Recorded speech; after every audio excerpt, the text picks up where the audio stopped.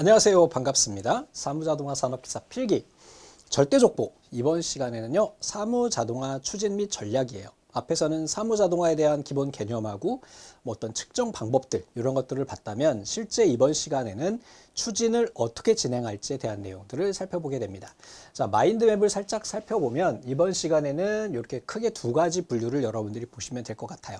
우선 접근 방식이에요. 사무자동화를 어떻게 추진할 건지, 전체 회사를 할 건지, 부분적으로 할 건지, 공통 과제를 할 건지, 기기를 먼저 넣을 건지, 또 수행 방식에는요, 상향식, 위에 경영자층에서부터 내려올지, 아니면 일반 사무부터 올라갈지, 또는 한 번에 전체 회사를 다 통틀어 가지고 바꿀지, 요렇게 요 키워드들만 여러분들이 머릿속에 나무로 그려주시면 되겠습니다.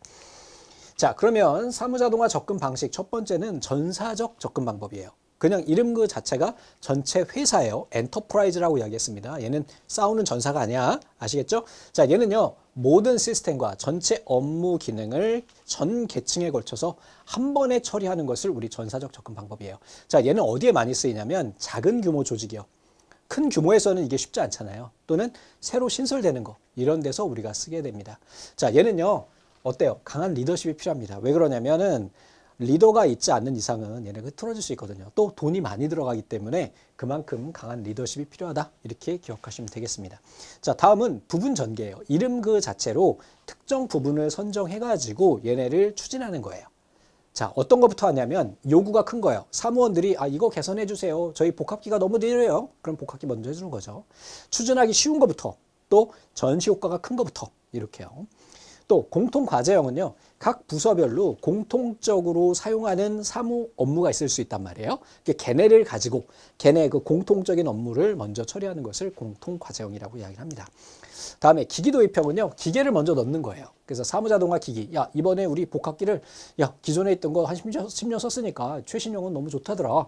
이런 것을 우리가 적용을 한다든지 할 때 쓰는 것이 기기 도입형이 됩니다.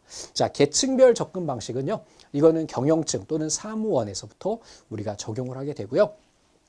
경영층 같은 경우에는 자동 보고 시스템, 직원들이 보고하는 거죠. 또 스케줄 관리, 회의 일정 관리, 이러한 것들부터 시작을 하고, 사무원은 가장 경영층이 많이 하는 일이잖아요. 또 사무원이 가장 많이 하는 일이 뭐예요? 문서 작성, 파일, 구축, 이런 것들부터 우리가 진행을 한다. 얘네는 신속한 의사결정이 가능하고 신뢰성이 높다 그랬어요. 자, 마지막으로 이번에는 업무별 접근 방식이에요. 그래서 업무 종류와 방향의 흐름에 따라서 우선순위를 정해서 지정을 한다. 자, 다시 한번 정리해 볼게요. 우리 사무자동화 접근 방식에는요, 전사적 접근 방법, 어떤 건지 아시죠? 이름만 들어서 여러분들이 머릿속에 연상이 되면 돼요. 자, 두 번째, 부분 전개. 어떤 건지 알 것 같아. 공통과제, 기기도입형, 계층별, 업무별. 이렇게 총 5가지가 있다. 이렇게 기억하시면은 여러분들 되겠습니다. 자, 문제 풀면서 또 정리하시면 돼요. 자, 이번에는요, 수행 방식이에요. 상향식 방식 같은 경우는 바텀업 어프로치죠. 뭐야? 기업의 최하위 단위부터 자동화하는 거예요. 그러니까 결과적으로 얘네는 뭐야? 사무원들부터 하는 거죠. 업무의 개선, 기계화, 재편성 단계를 거쳐서 자동화가 수행된다 그랬어요. 점진적인 사무자동화 추진으로 기존 조직의 거부 반응을 줄일 수가 있어요. 왜냐하면 하위부터 하게 되니까 아무래도 하위의 의견을 들으면서 걔네를 개선해 나가는 거잖아요. 그래서 얘네들은 거부 반응이 가장 적다. 시행착오로 인해서 전체적인 비용이 증가하는 경우가 발생할 수 있어요. 왜냐하면 사무원들이다 보니까 이런 거 해주세요, 이런 거 해주세요, 이런 거 해주세요 막 하다 보니까 나중에 충돌이 일어나. 이런 경우가 발생할 수 있죠. 그래서 이걸 상향식 접근 방식의 특징이다 이렇게 보시면 되겠습니다. 그럼 하향식은 어떻게 될까? 반대로 최고 경영층부터 우리가 진행을 해 나가는 거예요. 얘는 어떨까? 또 앞에서 우리가 전사적 접근 방법과 비슷하게 경영자가 요구하는 대로 가는 거야. 근데 이건 뭐가 문제가 있을 수 있을까? 사무원들이 반발이 생길 수가 있어요. 야, 사장님이 하래. 근데 난 거 싫은데 이렇게 될 수도 있죠. 자, 최고 경영자에게 필요한 정보를 즉시 제공할 수 있어서 실효성이 크고 단기간에 구축할 수 있지만 단점으로 뭐가 있다? 바로 반발이 발생할 수가 있어요. 자, 다음에 전사적 접근 방법은 우리 앞에서 봤던 것과 같이 사무자동화 접근 방식 중에 전사적 접근 방식처럼 전체 회사 내 전체를 통틀어 가지고 뭐야? 상향식, 하향식을 절충해 가지고 적용하는 것을 의미해요. 자, 얘가 가장 최적의 시스템을 만들 수 있어요. 또 가장 체계적으로 만들 수 있어. 왜? 설계도를 미리 딱 짜고 그대로 딱 진행해 버리니까 아주 빠르게 진행할 수도 있죠. 대신에 돈이 많이 들어. 그죠? 뭐 삼성전자가 전체 회사의 구조를 바꾼다고 생각해 보세요. 그러면 수십 조가 들 거야. 그지? 그러니까 조그만 회사 같은 경우는 야, 이번에 우리 사무실 야, 배치도 좀 바꾸고, 응? 뭐 기계들 좀 바꾸자. 이러면 뭐 몇백이면 되잖아요. 그죠? 이런 것들에 해당한다. 그런 특징으로 기억하시면 되겠습니다. 자, 되셨죠? 자, 다음에 이어가지고 사무자동화 추진에서 필요한 선결 과제들이 있어요. 제일 먼저 뭘 해야 되냐면 사무 환경을 정비해야 되고요. 관리 제도죠. 제도 개선하고 조직 및 체제의 재정비, 정보 시스템 구축 이런 것들을 먼저 해줘야 되겠고요. 추진 단계로 보면 제일 먼저 추진 조직을 구성해야 돼요. 또 환경 분석해야 돼. 야, 우리 회사 어떤 상태야? 그 다음에 직원들한테 물어봐. 야, 뭘 바꿀까? 그 다음에 목표를 결정을 해요. 계획을 수립하고요. 계획을 추진하고 운영 및 결과 분석하고요. 평가한 다음에 야, 만족 못해. 그럼 올라가서 목표를 수정하거나 계획을 수립해가지고 우리가 실제 적용하게 된다. 뭐 과정 같은 거 외우려고 하지 마십시오. 그냥 이런 거다. 자, 다음에 사무자동화 추진에서 첫 번째 우리 환경 분석해야 된다 그랬잖아요. 그래서 내적 환경과 외적 환경이 있는데 내적 환경에서는 사무 구성원의 분석, 사무 기기, 사무 구조 이런 걸 봐야 되겠고요. 외적인 거는 뭐야? 야, 요즘에 최신형 기계가 뭐야? 소프트웨어 어떤 거 많이 써? 통신망 어느 정도 써? 이런 것들. 즉 회사 내외의 환경 분석을 구분해서 본다. 자, 요구 분석에서는요, 사용자의 인적 요소에 관한 특성을 분석하고요, 사무자동화 기기의 기능의 특성에 관한 요구를 분석해요. 기기 도입 후 관리 및 사용 효율에 관한 분석을 하고, 요구 분석 방법에는 인적 요소, 관리 요소, 처리 요소, 이렇게 세 가지로 구분을 하게 됩니다. 뭐 다 외우려고 하지 마십시오. 큰 그림으로만 보세요. 환경 분석, 요구 분석, 그 다음에 뭘 해야 될까? 목표를 설정해야 되겠죠. 자, 목표를 설정하는 방법에는 개인, 단위, 조직 이런 것들이 있다. 얘네 시험 문제 안 나옵니다. 그냥 이렇게만 기억하십시오. 다음에 목표 설정 방법에는 각 부분별 목표가 있겠고요. 시간에 따른 목표가 있을 수 있어요. 그래서 부분별로는 최종 전체적인 균형을 유지하고요. 부분 구성에서는 다른 구성 목표의 연결성을 고려한다. 또 세부에는 처리 방법 등 계량적으로 구체적인 것들을 우리가 한다 그랬고요. 요게 한번 시험 문제 출제된 적 있어요. 자주 나오는 것도 아닙니다. 그래서 단계는요. 우리가 시간에 따라서 야 1, 2년 안에 끝낼 거야. 중기는 4, 5년 안에 끝낼 거야. 장기는 10년 이내에 끝낼 거야. 이런 거죠. 그러니까 회사를 이게 뒤집어 엎을 때 큰 기업 같은 경우에 진짜 뭐 중장기 목표 이런 거 있잖아요. 자, 그런 목표를 갖게 한다. 요것만 좀 기억하시기 바랍니다. 되셨죠? 자, 다음에 계획 수립 시 고려 사항들이 있는데 그냥 간단하게만 보고 넘어가시면 돼요. 계획 수립하고요. 고려 사항 확인하고요. 구체적인 계획 사항, 그다음에 수행 방법, 사무기기 구성, 사무기기 선정 고려 사항 이런 것들 우리가 확인을 한다. 간단하게만 넘어갑니다. 출제 안 됩니다. 자, 계획 추진에서는 사무자동화 기초 작업 단계, 적용 범위 확대 단계, 공동 활용 단계, 정보 시스템의 통합화 단계 이 과정을 통해 가지고 우리가 계획을 추진해 나간다. 이렇게 그냥 간단히 보십시오. 결과 분석에서는 각 단위 업무의 분석 또는 서브 시스템, 총괄 시스템 이렇게 보면 됩니다. 단위 업무는 어떤 건지 아실 거고요. 서브 시스템 같은 경우는 메인 시스템이 있으면 하위 시스템도 있을 거 아니에요. 주된 업무가 있으면 하위 업무가 있겠죠. 그런 것들을 우리가 보는 거고 총괄 시스템 분석은 전체 기업 전반에 대한 내용들을 우리가 분석하게 된다. 이렇게 보시면 되겠습니다. 그냥 과정 간단히 보시면 됩니다. 자, 평가에는요. 뭐야? 사전평가, 중간평가, 사후평가 이런 것들이 있다. 자, 피드백이라고 하는 거는 결과를 분석해가지고 이거에 대해서 얘가 잘 되고 있는지 안 되고 있는지 이런 것들을 확인하는 것을 피드백이라고 이야기하죠. 피드백이라는 단어 의미 아시잖아요. 자, 다음에 이번에는요. 사무자동화 추진하는 데 있어서 과학적으로 사무자동화를 계획하는 거예요. 과학적으로요. 어떤 과학이냐면 바로 시스템 과학과 행동 과학이에요. 이 두 가지를 혼합해가지고 우리 사무자동화를 계획한다라고 보시면 돼요. 시스템 과학이라고 하는 건 시스템 뭐죠? 조직이요. 회사 내의 조직. 행동 과학은 사무원들이 어떤 행위를 하는지에 대한 것을 보는 거예요. 그래서 시스템 과학의 적용에는 사무실을 하나의 시스템으로 보는 거예요. 조직으로 보고 이 안에서 어떤 구성원들과 어떤 커뮤니케이션이 있는지를 파악하는 것을 우리 시스템 과학 적용이라고 보시면 되겠습니다. 이걸 통해서 어때요? 생산성을 극대화할 수 있다 보시면 되겠죠. 사무자동화 선결 과제가 있어요. 우선은 앞에서 봤던 것과 같이 환경정비, 관리제도 개혁, 조직 및 체제의 재정비, 정보 시스템 구축, 그 다음에 실시안의 결정, 도입교육, 한계선 설정. 한계선은 뭐냐? 우리 목표가 되는 거죠. 자, 이런 것들을 우리가 정의해야 한다. 자, 이어서 추진 전략의 종류에는 기술 집약, 응용 항목, 측정 전략, 실행 전략, 관리 전략, 교육 전략, 조직 전략이 있는데 시험에 안 나옵니다. 그냥 넘어갑니다.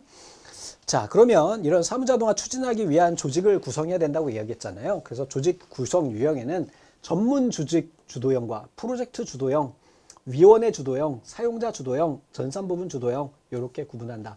자, 유형 종류는 출제된 적 있으니까 확인을 좀 해줍니다. 전문 조직이 오는 거야. 외부의 컨설팅 업체가 들어오는 거죠. 프로젝트 주도형은 야 이번에 우리 목표를 이걸로 하고 가자. 또 위원회는 회사 내에서 야 우리 이거 위원회 만들어서 하자. 사용자 주도형은 사용자가 각각이 야 우리 좀 이거 개선해야 되지 않을까 이런 거고, 전산 부분은 전산 부분, 컴퓨터 처리하는 부분에 있어서 우리가 주도를 한다라고 봐주시면 되겠습니다. 자, 다음에 네트워크 추진 조직이 있어요. 이게 이제 시험 문제 간혹 출제가 되는 아이입니다. 네트워크 추진 조직이라고 하니까 이게 뭐야 이거? 전통적인 계층형 피라미드 조직의 경직성을 극복하기 위한 대안적인 방식이다라고 얘기했고요. 조직의 위계설과 무관하게 조직의 구성원 개개인의 전문성을 발현해가지고 의사소통의 활성화를 도모하기 위한 신축적인 조직 운영 방식이 바로 뭐가 된다? 네트워크 조직이다. 자주 출제되는 건 아니지만 네트워크 추진 조직이라고 하는 이름을 여러분들이 기억하고 계시면 되겠습니다. 나머지는 몰라도 돼요. 패스. 자, 갑자기 BI가 갑자기 나왔는데 요거 넣을 데가 없어가지고 여기 들어간 거예요. 그래서 BI라고 하는 거는 비즈니스 인텔리전스예요. 즉 기업에서 사용하는 소프트웨어를 통합 관리하는 것을 뭐라고 한다? BI라고 한다. 그래서 기업 업무를 보다 합리적으로 이끌어갈 수 있다. 주로 중간 관리자하고 지식 노동자에게 복잡하고 일상적이지 않은 결정들에 대한 것을 제공하는 것이다. 인텔리전스가 뭐야? 지능 이런 거잖아요. 그래서 비즈니스에서 컴퓨터의 어떤 AI라고나 할까? 뭐 그런 것을 적용한 것이다. 이렇게 그냥 간단히 정리하시면 되겠습니다. 자, 이번에는요, 문제를 한번 풀어보도록 할게요. 사무자동화 접근 방법 중에서 사무자동화 대상이 되는 모든 시스템, 전 업무 또는 전 계층에 걸쳐 실시되는 거 뭐예요? 전사적. 어렵지 않게 우리가 고를 수 있죠. 객관식 문제입니다. 이거 주관식으로 바꾼 것 뿐이야. 다음에 사무자동화 추진 시에 조직의 생산성을 향상시키기 위한 선결 과제가 아닌 것이에요. 뭐 어렵지 않겠죠. 이것도 사무 환경 정비, 관리제도 개혁, 조직 및 체제의 재정비, 사무원 감소, 문서량 감소, 요거는 맞을 수 있어요. 근데 아직은 우리가 생산성 향상시키기 위해서 사무원을 줄이는 건 아니잖아요. 당연한 내용 아닙니까? 그죠? 직원 자른다고 해서 사무자동화가 되는 건 아니잖아요. 자, 다음에 사무자동화 추진 시 요구 분석의 내용을 설명한 것으로 적절하지 않은 것은 그랬어요. 요구 분석이라고 그랬어요. 아는 것. 사무자동화 기기의 특성과 특성에 관한 요구 분석을 할 수 있겠고요. 사무자동화 추진 목표 설정에 관한 분석이라고 했는데 요건 잘못됐지. 단계 자체가. 자, 요구 분석이에요. 요구 분석. 요구 분석은 사무원들이나 직원들한테 야, 뭘 했으면 좋겠니? 네가 원하는 요구가 뭐야? 라고 물어보는 것을 의미하는 거잖아요. 추진 목표는 이 요구 분석을 끝낸 다음에 목표를 설정하는 거잖아. 추진 목표는 그 다음 단계란 말이야. 그래서 얘가 잘못된 거고, 사용자의 인적 요소에 관한 특성을 분석해요. 그 다음에 기기 도입 후 관리 및 사용 효율에 관한 분석을 해가지고 처리를 하게 된다. 요구 분석이라고 하는 거는 야, 니네가 원하는 게 뭐야? 네가 요구하는 게 뭐야? 라는 걸 보는 거죠. 그러니까 이걸 체계화해서 그 다음에 뭐야? 목표를 만드는 거죠. 그리고 그걸 계획에 따라서 진행해 나가는 것이 사무자동화 추진이 되겠죠. 그래서 단계별로 잘못된 내용이 됩니다. 자, 4번입니다. 사무자동화 수행 방식 중에서 상향식이라고 했어요. 바텀 업이야. 바로 아래서부터 위로 올라가는 방식을 의미하는 거죠. 자, 요것의 특징에 해당하는 것은 그랬어요. 요구되는 사무자동화 시스템을 단기간에 구축할 수 있다 그랬는데, 단기간에 구축할 수 있는 거는 뭐였어요? 전사적이었죠. 조직의 전체적인 참여 의식이나 의식 개혁이 희박해서 조직 전체로 확산이 어렵다 그랬어요. 확산이 어렵다. 조직 전체로 맞는 것 같은데. 기존 조직으로부터 반발이 크고 전체 조직을 총괄하는 상설기구가 필요하다 그랬는데, 이거는 하향식이 되겠죠. 그죠? 기존 조직에서 반발이 크다고 앞에서 말씀드렸어요. 최고 경영자에게 필요한 정보를 즉시 제공할 수 있어서 실효성이 크다 그랬는데, 이것도 마찬가지로 전사적에 해당한 내용이 되겠네요. 그래서 상향식에 해당하는 것은 바로 이 녀석이 되겠습니다. 그렇죠? 조직 전체의 참여 의식이나 의식 개혁이 희박해요. 아랫사람들이 야, 나 이거 단기 계약직인데 내가 이걸 해야 돼? 뭐 이렇게 나올 수도 있잖아요. 맞습니까? 이렇게 정리하시면 되겠어요. 자, 다음 중 사무자동화 접근 방법으로 틀린 것은 이것만 기억하시면 되지 뭐. 전사적, 우리 봤지? 공통과제 봤지? 계층 봤지? 기술통합이라는 거 없었잖아. 문제 이렇게 나온다고요? 어렵지 않습니다. 아시겠죠? 자, 너무 어렵게 생각하지 마시고요. 자, 이번에는요, 장이 총 페이지가 4장이기 때문에 문제가 2그룹이에요. 그래서 이럴 때는 우리가 뒤에서 문제를 한 번 해보겠습니다. 연결되는 부분을 끊기가 좀 애매해가지고. 자, 주로 중간 관리자와 지식 노동자에게 복잡하고 일상적이지 않은 결정들에 대해서 컴퓨터 기반 지원을 제공하는 시스템은 그랬어요. 우리가 좀 전에 봤던 것 같은데 컴퓨터 기반의 지원을 해준다. 뭐라 그랬어요? 비즈니스 인텔리전스 이렇게 되겠죠. 자, 5A 목표 중에서 시간에 따른 목표 설정이 틀린 것은 그랬어요. 시간에 따른 거 단기 목표는 뭐였어요? 1에서 2년이고요. 중기는 뭐였어요? 4에서 5년이고요. 장기는 10년 이렇게 되겠죠. 중장기 목표라는 거 없잖아. 우리 세 가지밖에 없었잖아. 단기, 중기, 장기. 맞습니까? 다음 사무자동화 추진 조직 구성에서 전문 인력 집단을 구성해서 추진하기 때문에 해당 분야의 구체적인 전개는 가능하나 타 부서와 의견 조절이 어려운 유형은 그랬어요. 이거는 사용자 아니죠, 위원회 아니죠, 전문 아니죠, 프로젝트 주도형에 대한 내용이 되겠습니다. 한번 출제됐기 때문에 그냥 간단하게만 기억하십시오. 요즘에는요, 이러한 문제들이 많이 출제가 안 되더라고 또.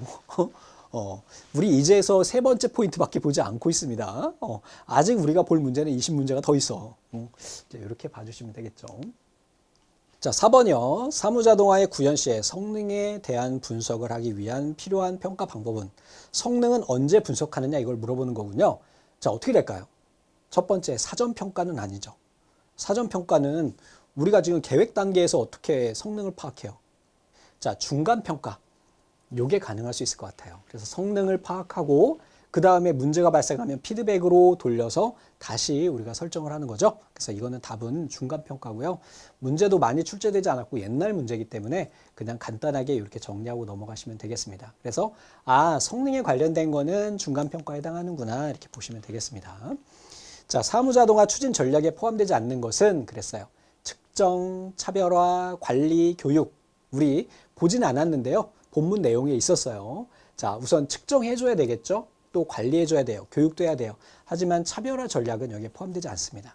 되셨죠? 이것도 예전에 출제됐던 아이들이고 최근에는 잘 출제 안 되는 아이들이니까 간단하게 우리가 측정, 관리, 교육이고 차별화라는 건 없다. 이렇게 봐주시면 되겠습니다. 자, 그래서 여기까지 해가지고 우리가 세 번째 포인트 봤고요. 이어서 네 번째 포인트도 한번 같이 보도록 하겠습니다. 사무자동화 경영관리예요. 여기에서는 용어에 관련된 부분들이 많이 출제가 되고요. 여기에 있는 아이들은 최근에도 계속 출제되고 있는 아이들입니다. 자, MIS가 뭔지, DSS가 뭔지, ERP가 뭔지, CRM이 뭔지, EAI가 뭔지 각각 알고 계시면 됩니다. 어렵지 않아요. 자, 우선 첫 번째 경영정보 시스템이에요. 매니지먼트 인포메이션 시스템 이렇게 되겠죠. 자, 기업 내 외부의 비즈니스 데이터를 수집해서 가공을 하고요. 기업을 관리하는 모든 계층들의 가장 핵심적인 키워드예요. 의사결정에 필요한 정보를 적시에 제공해주는 시스템이 바로 MIS예요. 그러니까 기업에 있는 모든 정보를 통합 관리해주는 그러한 시스템이다 이렇게 보시면 됩니다. 그래서 의사결정이라고 하는 게 뭐예요? 우리가 이번에 차를 새로 만들 건데 바퀴를 4개 달을까 5개 달을까? 이게 의사결정이야. 5개 달을까 4개. 어떤 게 더 좋을까? 이런 거지. 당연히 4개 달아야지 5개 다는 데가 어딨어. 그지? 이러한 정보를 파악하고 할 수 있도록 관리해주는 게 바로 경영정보 시스템이다. 이렇게 봐주시면 되겠습니다. 경영 의사결정에 필요한 정보를 공급하기 위해서 다양한 공급원들로부터 자료를 통합할 수 있는 형식화된 컴퓨터 정보 시스템이다 그랬죠. 경영진에게 어떤 투자, 야, 내가 이만큼 투자했는데 얼마나 판매가 됐어. 또 보수하는데 돈을 얼마나 줬어. 자본은 얼마나 있고 환수는 우리가 얼마나 했어. 이러한 수치적인 데이터를 가지고 대표님께서 야, 바퀴 5개 달아 라고 할 때까지 설득할 수 있는 그런 정보다. 이렇게 보시면 되겠습니다. 얘가 뭐라고요? 경영정보 시스템이에요. 자, 이 경영정보 시스템의 특징에는요, 뭐가 있냐? 기업의 전략, 계획, 조정, 관리, 운영 또는 결정을 보조하는 핵심적인 특징을 가지고 있다. 이렇게 보시면 되겠습니다. 됐죠? 얘의 핵심은 의사결정 지향적이야. 즉, 의사를 결정하기 위한 정보를 제공을 하고요. 요약된 정보를 가지고 있어요. 여러분들이 회사를 다니면서 대표가 아닌 이상은 다 뭐 하는 거예요? 대표님이 어떤 일을 어떤 방향으로 우리를 끌고 갈지를 해당하는 내용들을 분석해서 제공하는 거죠. 기획, 조정실 뭐 이런 것이 되겠죠. 경영정보 시스템의 기본 구성에는요. 의사결정을 지원하는 가장 핵심이죠. 프로세스, 우리가 일 처리하는 그런 어떤 처리 방식에 대한 거, 자료를 보관하고 있는 데이터베이스, 통신 또는 거래 처리, 중역 정보 시스템 이러한 것들로 구성이 된다라고 봐주시면 되겠습니다. 자, 다음에 이번에는요. MIS에 이어서 의사결정 지원 시스템이에요. 얘도 의사결정이야. 그래서 얘는 디시전 서포트 시스템입니다. 의사결정에 필요한 정보를 데이터베이스로부터 분석해가지고 쉬운 형태로 편집 출력해주는 시스템이에요.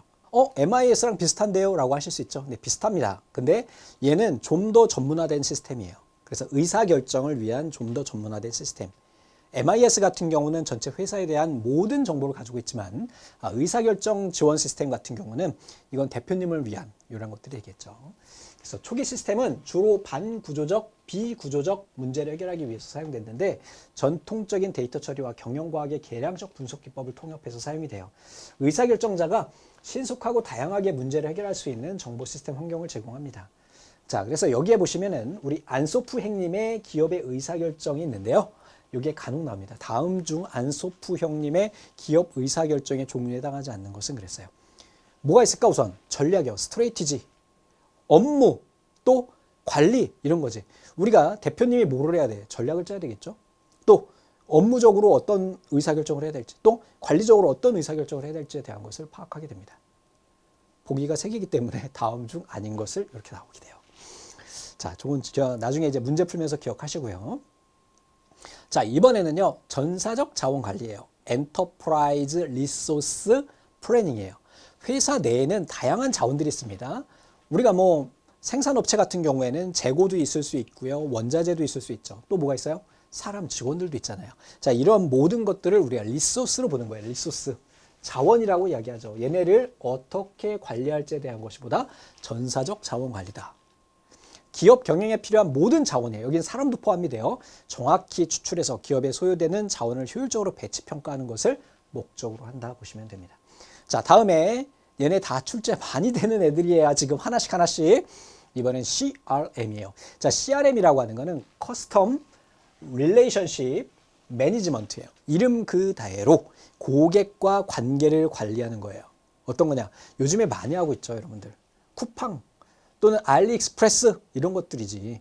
자, 예를 들면 제가 쿠팡 뭐야? 그 회원제 있잖아요. 그걸 가입했어요. 자, 그러면 어떨까요? 쿠팡에서는 저한테. 제가 40대이고 남성인 걸 알죠. 제가 평소에 구매했던 걸 알아요. 아, 저는 뭐 과일 같은 걸 좋아해. 그러면 과일을 얘네가 많이 사는구나. 그러면 이번에 신면철님 과일 세일이 있습니다. 라고 푸시 메시지를 빡 앱으로 보내줘요. 이게 바로 고객 관계 관리입니다. 또 생일이 되면 문자 보내줘요. 아유, 생신 축하드려요. 할인 쿠폰 10,000원짜리 보내드릴게요. 마켓컬리 이런 것도 많이 하죠. 이게 바로 고객 관계 관리예요. 기업이 고객과의 관계를 관리해 나가는 데 필요한 방법이나 소프트웨어 등을 의미해요. 자, 현재 고객이 잠재 고객에 대한 내 외부 자료 정리 분석해서 마케팅 정보로 변환하는 것을 의미한다. 어떤 건지 아시겠죠? 자, 이번에는요. 기업 어플리케이션 통합이라고 해서 EAI라고 하는 아이가 있어요. 자, EAI는 엔터프라이즈의 기업 내에 있는 모든 기능을요. 소프트웨어, 어플리케이션이라고 보는 거야. 기업 내의 모든 어플리케이션을 통합하는 거지. 그 결과적으로 보면은 어플리케이션이 소프트웨어라고만 볼 수는 없는 거고요. 전체적인 흐름이나 시스템도 모두 다 통합하는 거예요. 기업의 어플리케이션을 통합해 기업 내에 사용하는 소프트웨어 또는 사람 이런 것들을 다 통합 조정하는 것을 EAI라고 이야기를 합니다. 자, 식스 시그마는요. 옛날에 제네렉 일렉트릭 있죠. 제네렉 GE 요즘에도 있잖아. 이거 뭐 에디슨이 만든 회사 아닌가? 제네렉 GE 이거 맞나요? 에디슨이 만든 회사잖아요. 자, 여기에서 잭 웰치에 의해서 유명해진 품질 경영 혁신 기법이에요. 기업에서 전략적으로 완벽에 가까운 제품이나 서비스를 개발하고 제공하려는 목적으로 설립된 품질 경영 기법에 해당합니다. 한번 출제된 적이 있으니까 그냥 간단하게 기억하십시오. 되셨죠? 자, 그러면 다음에 이번에는 데이터 웨어하우스예요. 이런 MIS나 또는 CRM이나 EAI나 이러한 아이들을 구축하기 위해서는 뭐가 필요할까요? 데이터가 필요하죠. 맞아요? 데이터가 있어야 될 거 아니야. 얘를 관리하는 애가 누구야? 바로 데이터 웨어하우스가 되는 거예요. 자, 업무를 처리하는 시스템으로 온라인 트랜잭션 시스템이라 해서 OLTP라고 하는 걸 통해 가지고 우리가 정보를 분석해 주는 역할을 해요. 많은 자료를 가지고 있어요. 여러분들 네이버에 로그인하고 검색하잖아요. 또는 애플 같은 경우는 특히 더 그런데 애플 아이폰으로 제가 뭐 상품을 검색을 해요. 그럼 유튜브에 관련된 게 줘야 되죠. 무섭지 않냐? 걔네 쿠키가 다 남아요. 그 정보를 가지고 우리가 다 분석하는 거예요. 자, 여러분들 페이스북이 왜 돈을 많이 벌어요? 광고비로 왜 많이 벌어요? 네이버에서 왜 광고를 많이 벌어요? 카카오 왜 돈 많이 벌어요? 구글이 왜 돈 많이 벌어요? 여러분들의 개인정보와 그 다음에 여러분들이 활동하는 모든 것들을 다 여기에 넣고 있어 지금. 거기다 여러분들이 뭐 인스타그램이나 이런 데에 넣는 그런 것들도 모두 다 분석을 합니다. 자, 이것이 뭐냐면 예전에 트럼프 일기 집권 때, 그치? 그때 문제가 한 번 있었어요. 페이스북 마크 저커버그가 한번 소송에 휘말린 적이 있습니다. 뭐냐면 그 페이스북 사용자들 중에 공화당 지지층과 민주당 지지층을 분리해서 그 정보를 아마 제가 바이든인지 누군지 트럼프인지 누구한테 줬던 것 같아요. 그래서 그걸 가지고 난리가 난 적이 있었어요. 뭐야? 페이스북이 돈을 많이 벌 수밖에 없는 거는 이런 많은 회원들이 가지고 있는 데이터를 분석해서 의미 있는 돈 되는 것들을 뽑아내기 때문인 거예요. 네이버도 마찬가지, 카카오도 마찬가지인 거예요. 여러분들은 당하고 있는 거야. 그지? 아무튼 그렇게 많은 자료들을 보관하고 있는 게 데이터 웨어하우스라고 하고요. 얘는요, 뭐야? 거기에서 보관만 하고 있는 게 아니라 분석해서 내가 원하는 걸 뽑아주는 것을 의미한다. 됐죠? 얘는 주제 지향적이에요. 당연히 시간에 따라 변화해요. 또 항존적이에요. 항존적이라는 거는 계속 유지된다는 얘기예요. 되셨죠? 데이터 웨어하우징은 말 그대로 이런 데이터 웨어하우스를 이용하는 일련의 과정을 우리가 데이터 하우징이라고 이야기를 합니다. 왜 네이버에서 데이터 센터 만들어요? 왜 LG에서 데이터 센터 만들어요? 왜 구글에서 데이터 센터 저기 어디야 저기 추운데 알래스카에 놔요? 점점 더 확대하잖아요. 이 많은 정보들 다 저장된다. 니네 인스타 함부로 하지 마라. 자, 다음에 데이터 마이닝. 이게 바로 뭐냐면 바로 우리 앞에서 봤던 이 OLTP 과정을 의미하시면 돼요. 생각하시면 돼요. 즉 아주 커다란 정말 엄청나게 많은 양의 데이터에서 내가 의미 있는 것들을 채굴해내는 거야. 마이닝, 채굴한 금 캘 때 우리 골드 마이닝이라고 이야기하잖아요. 대량의 자료에서 유용한 정보를 찾아내는 거죠. 됐죠? 데이터 마트는 데이터 웨어하우스보다 좀 작은 단계죠. 예를 들면은 데이터 웨어하우스가 이마트 홈플러스면은 데이터 마트는 동네 식자재 마트 이렇게 생각하시면 됩니다. 되셨죠? 자, 문제를 갑니다. 의사결정에 필요한 정보를 데이터베이스로부터 검색해서 필요한 분석을 행하여 보기 쉬운 형태로 편집 출력해주는 시스템으로 가장 적합한 것은 그랬어요. 이거 우리 뭐예요? 의사결정에 필요한 정보라 그랬죠? 의사결정 지원 시스템이에요. MIS 아닙니다. MIS는요, 경영에 관련된 부분이에요. 헷갈리시면 안 돼요. 자, 다음에 의사결정을 지원해주는 주제지향적이고 시계열적이고 비휘발적인 데이터의 집합을 무엇이라고 하느냐. 이걸 뭐라고 했어요? 데이터. 좀 전에 봤잖아. 웨어 하우스라고 이야기를 하죠. 하우스가 뒤에 이가 붙나? 기억이 안 나. 자, 다음에 경영정보 시스템에서 기업의 구조에 따라 피라미드 구조를 이루고 있는 형태에 해당하지 않는 것은 그랬어요. 피라미드는 이렇게 돼 있는 거네. 맞아요? 거래처 시스템, 의사결정, 중요정보 그랬는데 전사적 자원관리 시스템은 피라미드 구조가 아니다. 요거 하나 별도로 기억하시는데 자주 출제되는 건 아닙니다. 간단히 기억해 주시고요. 기업에서 전략적으로 완벽에 가까운 제품이나 서비스를 개발하고 제공하려는 목적으로 정립된 품질 경영 기법. 좀 전에 봤죠. 우리 6 시그마잖아. 다음에 고객 관리를 의미하는 용어로 가장 그런 거 CRM이잖아요. SCM은요. 소스 체인 매니지먼트예요. 소스. 그러니까 소스가 뭐야? 좀 전에 봤던 자재 이거 아시죠? 회사 다니신 분들은 많이 아시잖아요. SCM. ERP는요. 전사적 자원 관리고 포스 앞에서 봤죠.